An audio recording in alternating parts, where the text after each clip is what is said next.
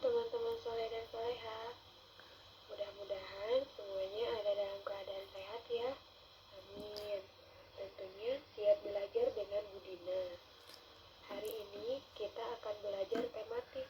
Tema 1, hidup rukun. Subtema 1, hidup rukun di rumah. Pembelajaran 1. Mari kita belajar bersama-sama.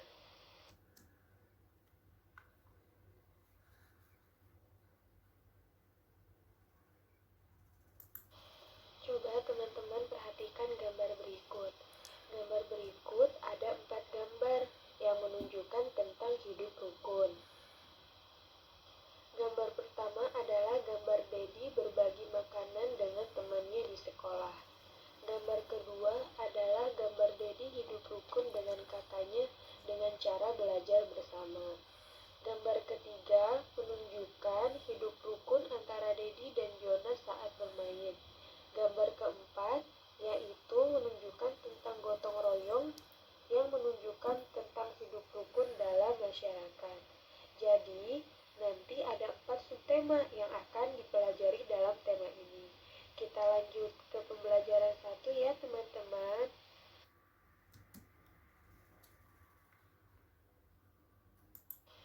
Di gambar ini ada 2 orang kakak beradik sedang bermain di rumah. Kita baca sama-sama ya teman-teman. Dedi adalah anak yang murah hati. Ia selalu berbagi dengan adiknya. Ia juga selalu membantu orang tua. Ayah, ibu, dan adik sangat menyayangi Dedi. Ayah dan ibu bahagia melihat buah hati mereka selalu rukun.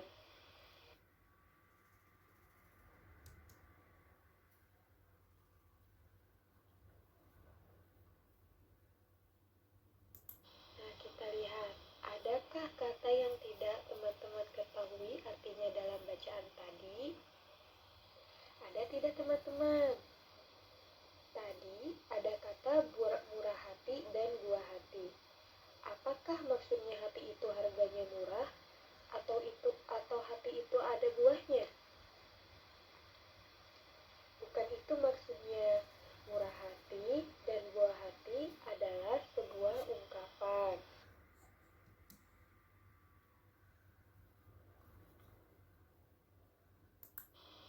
Lalu, ungkapan itu artinya apa ya?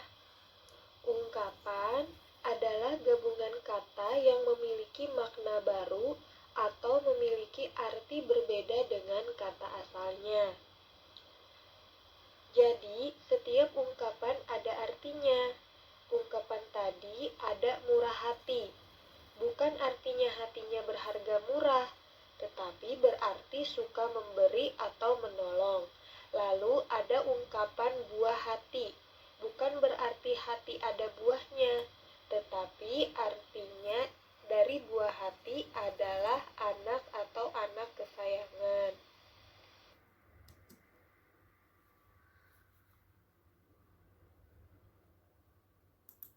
Nah, sekarang coba perhatikan buku paket pena halaman 4. Tugasnya mencari ungkapan yang terdapat di dalam cerita. Kemudian, cari makna atau arti dari ungkapan tersebut. Ditulis di buku tulis ya teman-teman. Boleh ditulis jawabannya saja.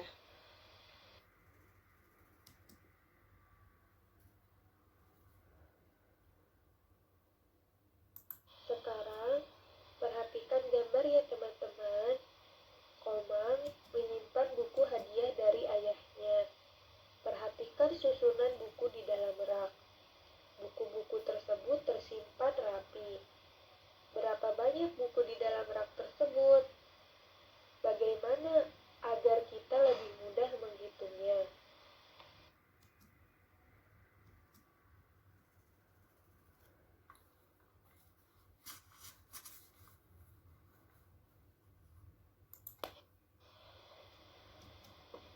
Komang dan Maria mengelompokkan buku-buku tersebut. Tiap-tiap kelompok berisi 10 buku.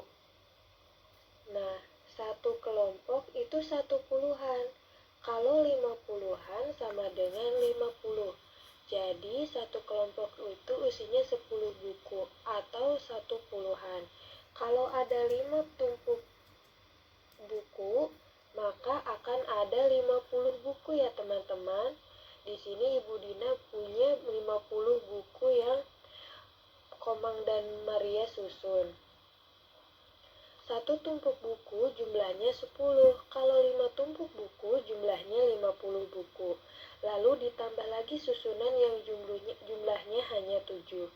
Jadi jumlah semuanya adalah 50 ditambah 7.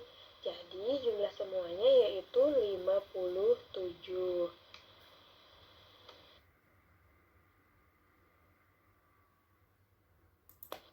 Perhatikan gambar berikutnya ya teman-teman. Tumpukan bukunya ada 7 teman-teman. Ingat, satu tumpukan ini isinya ada 10. Karena ada 7 tumpukan, maka jumlah buku di sini ada 70. Lalu ada tumpukan lagi yang isinya hanya 7. Maka jika dijumlahkan keduanya ini, jumlah keseluruhan buku adalah 70. 70-an itu sama dengan 70 ditambah 7, maka banyak bukunya ada 77. Sekarang perhatikan kembali buku-buku yang ada di dalam rak. Buku-buku di dalam rak dapat dikelompokkan sebagai berikut. Ini Bu Dina menyusunnya menjadi 10 kelompok. Satu kelompok buku itu isinya 10. Maka kalau 10 kelompok buku, maka jumlahnya ada 100. Dari mana Bu Dina tahu kalau misalkan jumlahnya ada 100? Kita jumlahkan bersama-sama ya teman-teman. Ini 10, 20, ditambah 10 lagi 30, ditambah 10 lagi 40, ditambah 10 lagi 50, ditambah 10 60, ditambah 10 70, ditambah 10 80, ditambah 10 lagi 90, dan ditambah 10 lagi ya 100. Maka satu kelompok ini jumlahnya ada 100 buku. Ternyata ada 10 tumpukan buku. Artinya rak buku berisi 100 buku.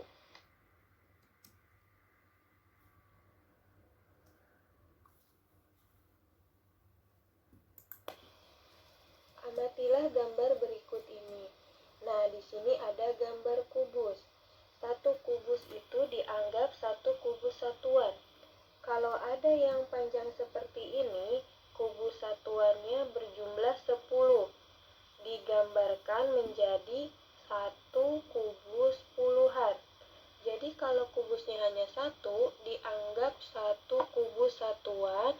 Dan jika kubusnya ada 10, maka dianggap satu kubus puluhan. Nah, perhatikan di sini. Ini adalah kubus puluhan.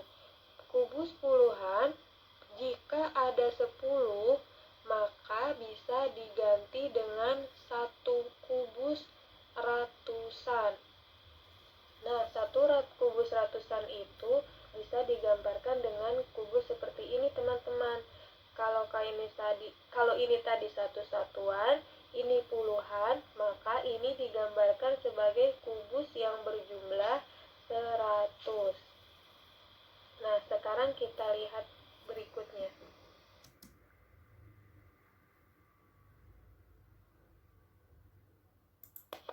Nah, kalau kubus di bawah ini ada berapa ya? Kita lihat kubus di bawah ini. Ada berapa satuan di situ? Kita hitung teman-teman. 1, 2, 3, 4, 5, 6, 7, 8. Maka kubus ini ada 8 satuan.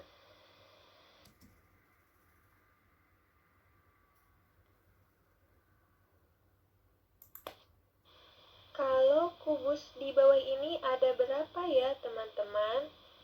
Nah, satu deret tadi, kita ingat ya, kubus satu deret begini isinya ada 10. Kita hitung, 1, 2, 3, 4, 5, 6, 7, 8, 9, 10. Kalau satu kelompoknya ada 10 kubus, maka kalau ada 2 kelompok, maka jumlahnya ada 20 kubus. Nah, sekarang lihat lagi yang gambar selanjutnya.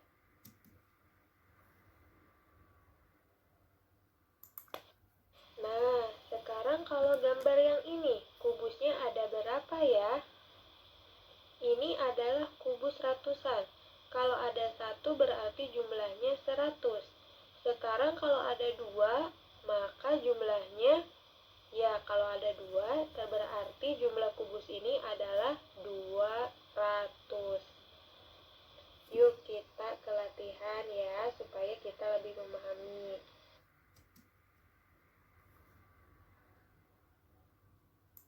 Jadi, kalau ada 1 kubus ratusan, maka nilainya ada 100. Lalu di sini ada 3 kubus puluhan, maka nilainya 30. Di situ ada 8 kubus satuan, maka nilainya adalah 8. Jika digabungkan, banyaknya kubus ada 138. Maka menulisnya seperti ini, 138. Tetapi cara membacanya 138. Jadi cara membacanya 138.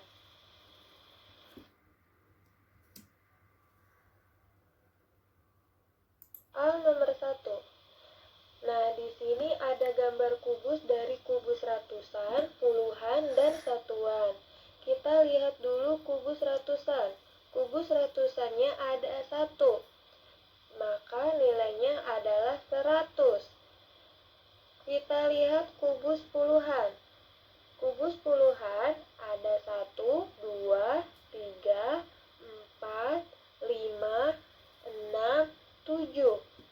Maka ada 7 kubus puluhan, maka nilainya adalah 70. Lalu kita lihat kubus satuan. Kubus satuan jumlahnya ada 1, 2, 3, 4, 5, 6, 7, 8. Maka nilainya adalah 8. Lalu kita jumlahkan 100 ditambah 70 ditambah 8. Jawabannya adalah 178. Nah, tulisnya berarti 178, bukan 1000708 ya teman-teman, itu salah. Jadi 178. Banyaknya kubus ada 178. Nah, 178 ini dibaca 178.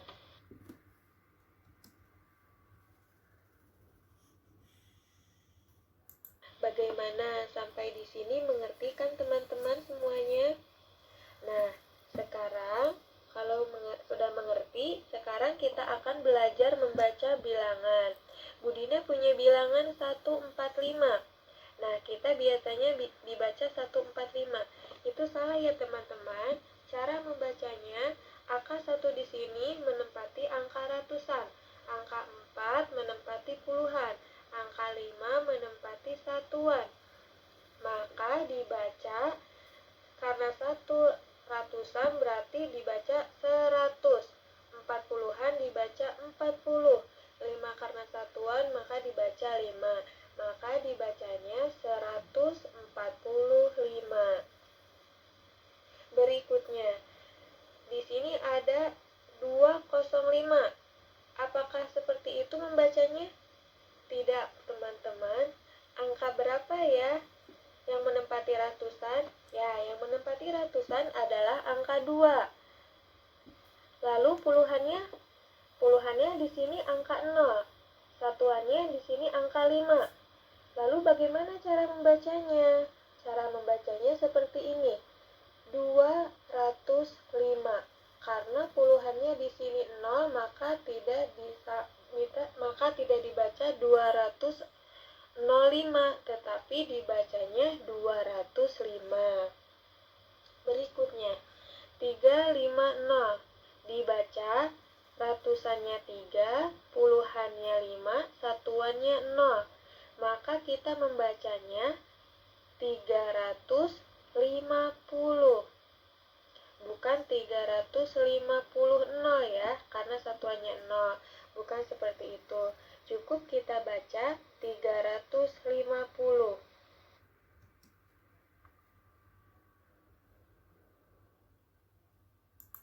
Sekarang kita belajar kebalikannya, yaitu menulis bilangannya.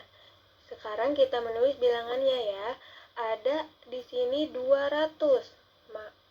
Ada 200 ya, ada bilangan 200. Maka ditulisnya kalau 200 berarti ada 3 angka. 2 kita dapatkan di depan sendiri. 100 berarti nolnya ada 2. Berarti kalau 200 cara menulisnya seperti ini ya teman-teman. Kita kemudian ke soal berikutnya, 503. Maka ditulisnya 500 pasti di awal ya teman-teman. Apakah ada puluhannya? Tidak ada. Berarti kita puluhannya diganti dengan angka 0. 3 itu adalah satuan, maka letaknya paling belakang. Maka 503 itu penulisannya seperti ini, 503. Berikutnya, 452. Ratusannya ada berapa? Ya, ratusannya ada 4. Puluhannya 5, satuannya 2. Maka penulisan bilangannya 452. Dibaca 452.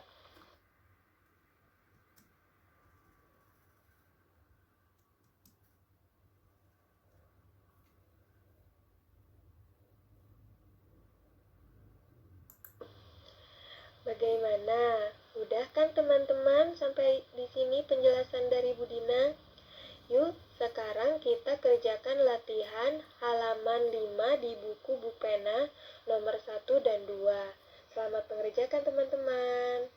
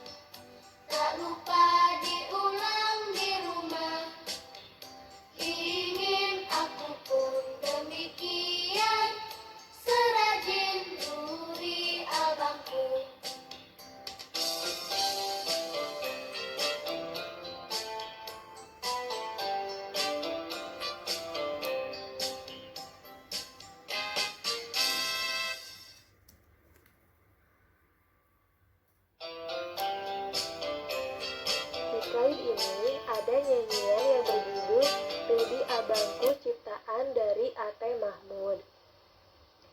Di dalam gambar ini ada tanda pi kebalik untuk bunyi pendek dan tanda strip 2 untuk bunyinya panjang. Apakah kalian sudah dapat membedakan panjang pendek bunyi pada lagu? Bunyi yang panjang terdengar lebih lama dibandingkan bunyi yang pendek. Sekarang kita lihat di baris pertama. Ada yang bunyi panjangnya ada di kata ru sama ku yang paling akhir. Kemudian di baris kedua ada di kata ra yang awal, kemudian nang, kemudian jar. Yang lainnya pendek ya. Kemudian di baris ketiga di kata de. Kemudian di kata ba. Yang baris terakhir di kata ri.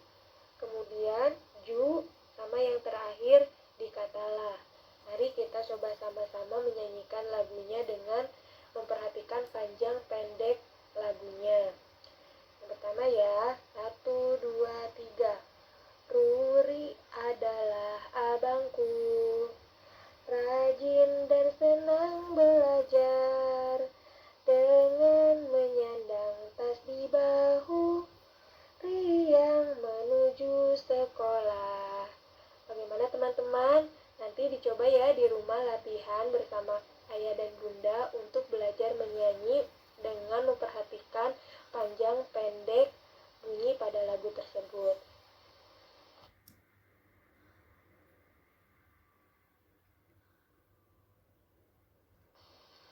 Sekian pembelajaran tematik hari ini dari Bu Dina. Tetap semangat ya teman-teman. Terima kasih. Wassalamualaikum.